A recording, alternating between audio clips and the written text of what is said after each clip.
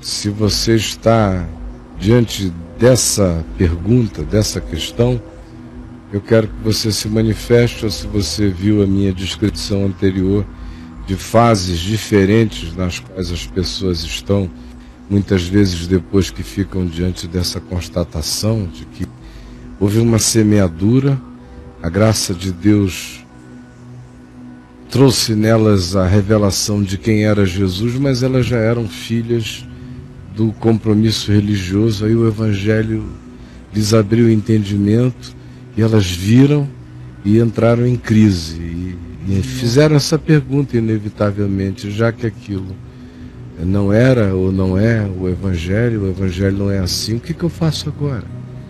É a sua situação? E aí, Braulio? E aí, Caião? Tudo bem. O que mais acontece aqui assim, atualmente é isso. É? Para onde eu vou? A pessoa precisa ir para algum lugar, né? Enfim. Vamos ler aqui. Caião, preciso de uma orientação. Eu entendi a mensagem, sei que a religião aprisiona e que Jesus é o único caminho. Porém, Caio, eu venho de um lar evangélico pentecostal, nasci e cresci na igreja. Imagine como é difícil para mim ter entendido a mensagem sozinho. Enfim, a questão é que há discussões aqui em casa por conta disso. E eu não sei argumentar quando me dizem que eu preciso estar em comunhão em uma igreja para eu tomar a Santa Ceia, por exemplo. E eu começo a pensar sozinho. 2 pontos. Como adorar a Deus sem frequentar uma igreja? Por favor, Caio, me dê essa orientação. Você veja como E eu aqui, antes de dizer o que eu vou dizer, eu quero fazer um parêntese, dizer que eu não estou advogando o fato de ninguém deixar nenhum tipo de comunhão que alimente, fortaleça, seja genuína, verdadeira, traga instrução do Evangelho e seja honesta na relação com as pessoas. Fecha parênteses. Mas respondendo a essa pergunta, eu digo, você veja como o espírito religioso é uma coisa forte, sutil, porque mesmo a pessoa achando que entendeu o Evangelho, você veja como o dilema que amarra a questão inteira é ainda um dilema de quem não entendeu o significado básico da nossa liberdade em Deus, para adorar a Deus em todo lugar, e em espírito e em verdade, pois são esses que o Pai procura para seus adoradores, em espírito e em verdade no íntimo, em verdade na mente, em verdade nas relações. Esses são os que são os adoradores, os que andam na consciência de que maior do que a carne, superior às pulsões das paixões da alma, é a consciência. Isso é andar no espírito, é andar na consciência e em verdade, de acordo com a luz que chegou nessa consciência. Esses são os adoradores que o Pai procura. Agora, veja como lá em João 4, onde essa questão foi suscitada, esse dilema foi posto, Jesus respondeu à causa do dilema. A causa do dilema era: Senhor, os judeus dizem que em Jerusalém é o lugar aonde se deve adorar. Lugar de adorar, lugar de adorar, lugar de adorar. Igreja, lugar de adorar. Caio, como eu posso adorar a Deus fora de uma igreja? Os judeus diziam: fora de Jerusalém não se pode adorar. Mesma coisa, é o sagrado, é a religião que cria esse ente. Vós, judeus, dizeis que em Jerusalém é o lugar onde se deve adorar. Aqui, em Samaria, nós, os samaritanos, dizemos que é aqui, nesse monte Gerizim, de acordo com as tradições relativas ao profeta Josué, quando se entrou primeiro na terra de Canaã, e os altares significativos foram erguidos aqui, e esse monte foi escolhido para ser o monte que designava a memória das bênçãos de Deus pela obediência à palavra. Então eles dizem que é aqui nesse monte que se deve adorar. Onde é que se deve adorar a Deus? Foi quando Jesus disse: mulher, vem a hora, e já chegou, em que os verdadeiros adoradores adorarão o Pai em espírito e em verdade. Essa hora já chegou, porque não é nem em Jerusalém, nem neste monte, nem em nenhum outro lugar, em nenhum outro ambiente, em nenhuma outra instituição, o lugar onde se deve adorar. Não é possível que um lugar se transforme em ponto de contato entre nós e Deus, nenhuma instituição. O lugar onde se deve adorar é só este aqui, é no coração. E é em espírito e em verdade, em consciência e em sinceridade, obediente à luz que a graça de Deus tenha derramado no nosso coração como entendimento. Esses são os que Deus procura para seus adoradores e para crescerem em espírito e em verdade. Então você veja que a sua questão em si ainda labuta no peso e na força que a afirmação que os seus familiares fazem, de que fora de uma congregação oficial, com pastor, placa, porta, cara de templo, estrutura de templo, de religião, de denominação, ninguém está dando testemunho de ter um vínculo com Deus, porque é o sagrado, nesse caso, que legitima a fé das pessoas, e não é aquilo que acontece no ambiente do coração em espírito e em verdade, o que de fato recebe a legitimação de Deus. Veja como a ordem está toda invertida. Então, primeiro, entenda isso. Segunda coisa, entenda que não vale a pena ficar na sua casa discutindo sobre isso. Isso não leva ninguém a ajudar um outro no Evangelho.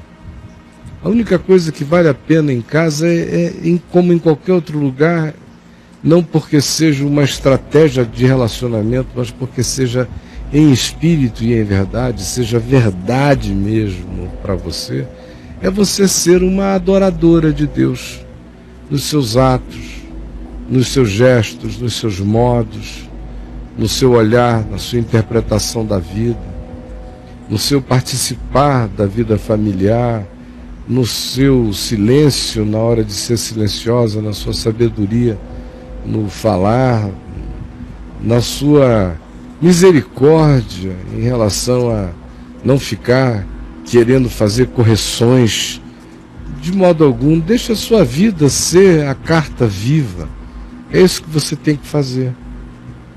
E a terceira coisa é possível adorar a Deus sem estar numa igreja? É claro, até porque você é a igreja. Eu sou o santuário. A igreja não se torna igreja, a igreja é a igreja. A igreja é feita de cada um de nós, como disse Pedro. Nós somos pedras vivas dessa construção, dessa catedral. Sem essas pedras vivas não existe nada. Igreja sou eu, igreja é você.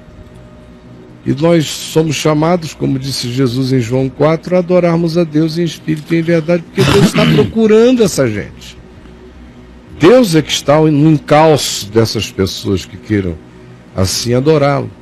Agora, como eu disse semana passada e na outra, e tenho dito a vida inteira, e repito aqui pela enésima vez,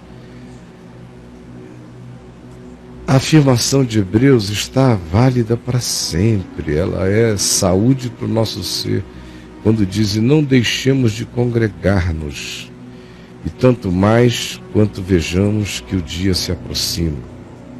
Eu falei sobre isso na semana passada, mais ou menos uma meia hora ou mais aqui. E repito agora, em síntese para você: tanto mais quanto vejamos que os dias sejam maus, mais é necessário que a gente se congregue.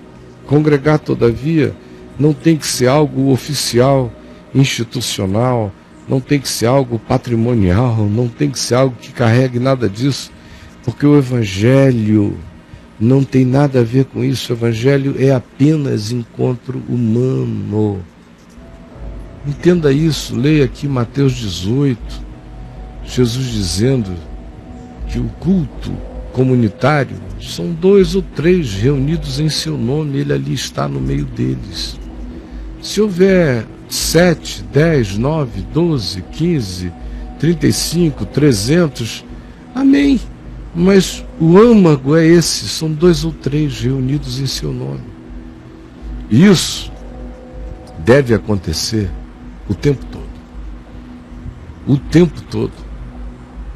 Então você está me perguntando por uma coisa que não devia parar, devia ser o tempo todo.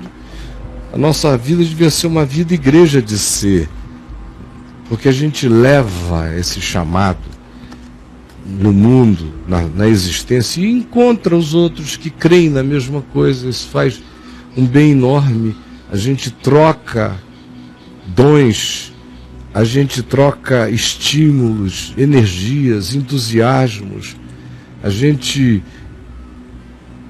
faz uma oxigenação de graça nesses encontros. Até nos inconvenientes a gente cresce, de modo que é saudável. Agora você pode fazer isso, eu repito de novo pela 1000ª vez, reunindo-os da sua casa.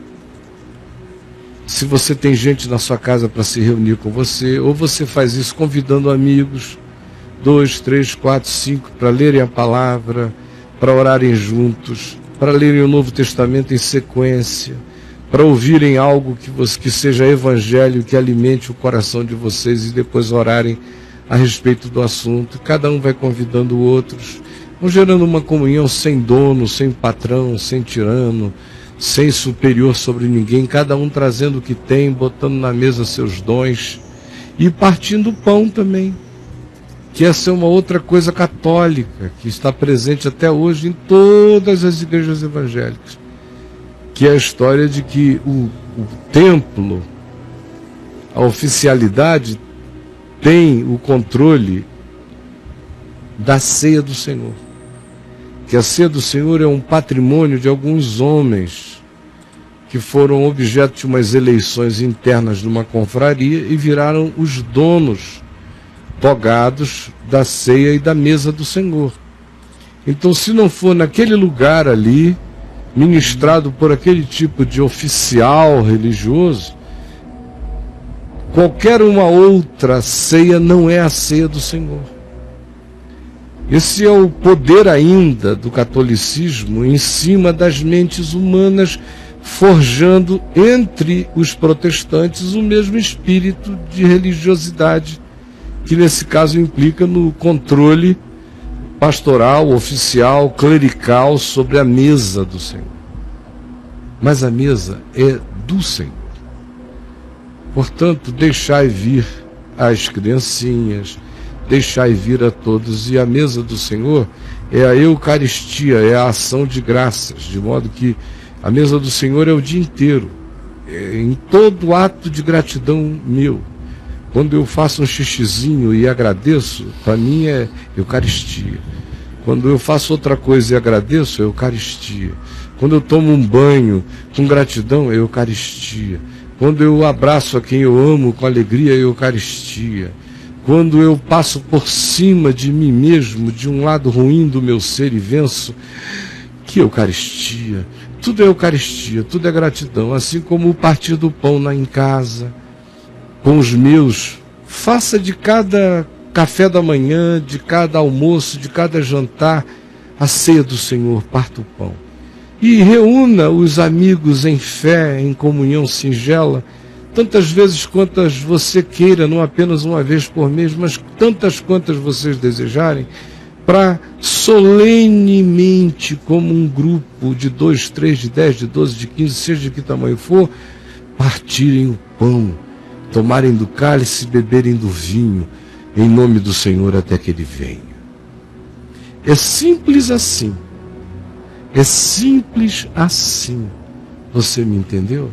E se você quiser outras ajudas, você pode escrever aí para a Capelania do Caminho, porque eu sei que o Chico e o pessoal, eles têm dezenas de links de textos meus, que são verdadeiros pacotes de ensino sobre esse procedimento disponível para todo mundo que queira. Então você escreva para a Capelania do Caminho ou para o Chico, @caiofabio.net. Coitado, o Chico anda tão lotado, e se o Judá tiver alguma informação melhor que ponha, mas nós temos esse material. Não sei se o Marcelo Cunha poderia dar conta disso. Nós temos esse material todo num pacotão de links que você pode pedir e pode ler tudo a respeito disso, assim como seria fundamental para todos vocês que têm a mesma questão lerem o livro meu, Um Só Caminho. Um Só Caminho. Eu vou pedir para hoje, num desses intervalos, rodarem a divulgação desse livro importante para todo mundo ter. Tá bom, gente boa? E aí, meu amigo? Flavinho, Caio. Flavítio, pode falar, meu amigo. Vamos lá, Caio. Tem uma pergunta aqui no chat que é o seguinte. Eu já te escrevi uma vez e você me advertiu para a vida. Foi duro na hora, mas depois o Espírito me testificou a verdade. Mas dizendo de mim, estou ferido, doído com essa igreja de hoje. Eu não consigo encontrar pessoas que pensam igual a mim para caminhar. E a caminhada é solitária. Mas no fundo eu sei que me machuquei muito com a religião, pois o Espírito testificava a genuína vontade de Deus e eu acabava ouvindo a igreja. Como fazer para caminhar com a consciência limpa e sem ódio da religião? Pois com esse ódio eu acabo machucando pessoas que acabaram de começar a caminhada e eu não quero ser responsável por desviar os pequeninos. Portanto, me ajude, Caio. Na realidade, meu amigo, eu gostei muito de ouvir o que você falou, porque tem pouca gente preocupada em não se tornar um homem bomba nessa história inteira. Porque a tragédia em si já é horrível. A gente tem que denunciar aqui e ali na perspectiva de fazer as pessoas ajudarem a enxergar o tamanho do engano. Mas, por outro lado, se você não estiver o tempo todo acolchoando tudo com o que seja o evangelho genuíno e verdadeiro, o denuncismo inevitavelmente se transforma em amargura no coração de pessoas.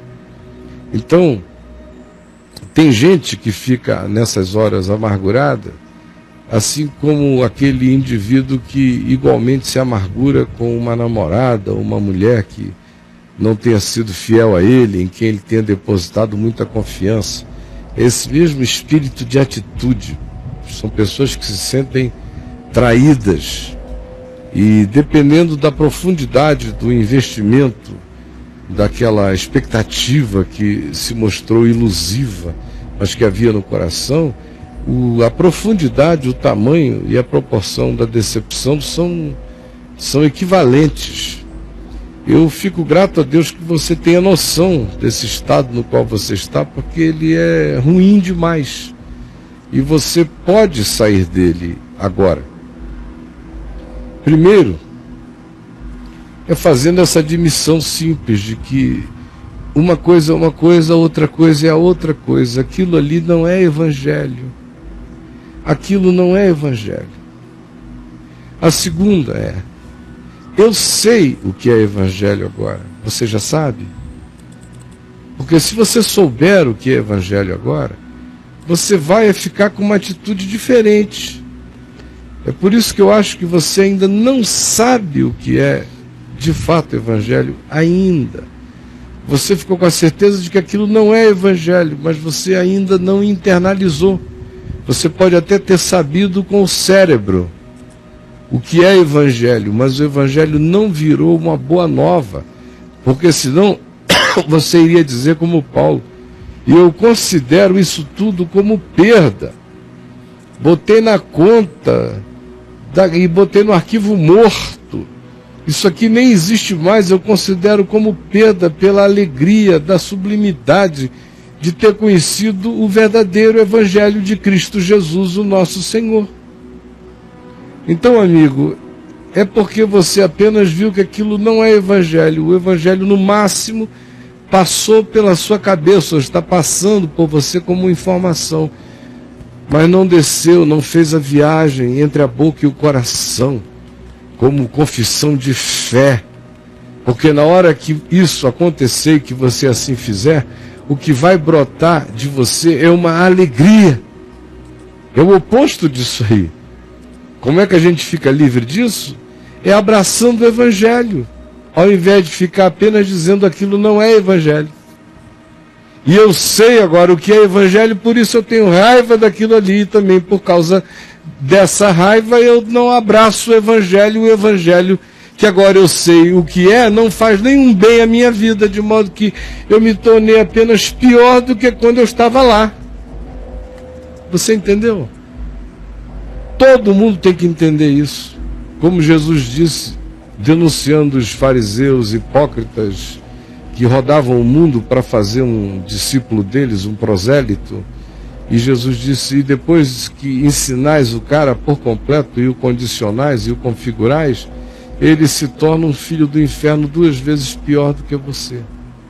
E não importa o que aconteça, seja porque fique canina e fanaticamente lá dentro, ou seja porque saia de lá escandalizado e fique pior do que em qualquer outro tempo da vida. Então não se torne uma estatística dessa calamidade. Você já disse, eu sei que aquilo não é Evangelho. Você talvez com a mente até já ache que saiba o que é Evangelho.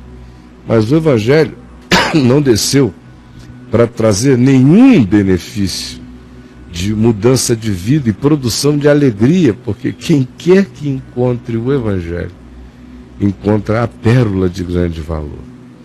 E o reino de Deus, Jesus comparou a isso, a esse encontro, quando vem Deus e reina, com graça e paz e amor em nós. Isso é um encontro com essa pérola de grande valor, que faz o indivíduo deixar tudo que tem, vender tudo que tem, considerar tudo como refúgio para ganhar aquilo de graça e se apoderar daquele benefício e experimentá-lo de todo o coração.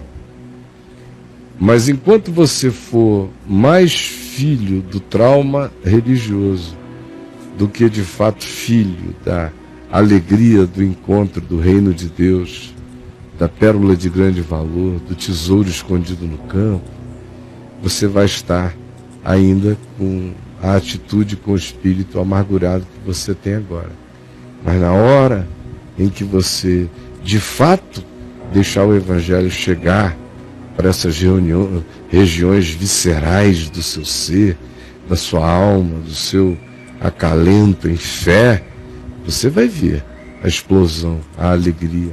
Então tudo vai ser o que tudo é, como é para mim. Eu olho, constato, me entristeço, denuncio, mas Deus sabe que sem nenhuma amargura lá, nenhuma amargura aqui, nenhuma amargura em qualquer lugar, quem quer que pense diferente está absolutamente equivocado. Porque se a gente deixar a amargura ser o motor das nossas motivações, é porque o Evangelho está sem lugar nenhum em nós ainda. Entendeu, amigo?